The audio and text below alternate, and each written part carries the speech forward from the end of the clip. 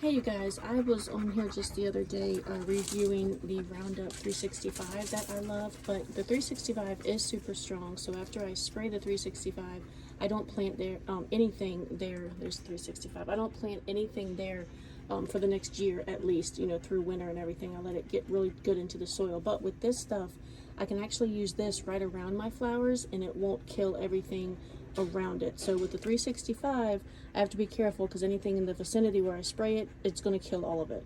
This stuff is better just around the flowers, just to touch up after the 365 has been in, you know, there for a year. So definitely use this like for the year after, once you have your flowers planted and they start maturing and things. It's really good for that. So I just wanted to let you know, I love both of them. I use the 365 if I'm trying to clear out the weeds and get it ready for the next year.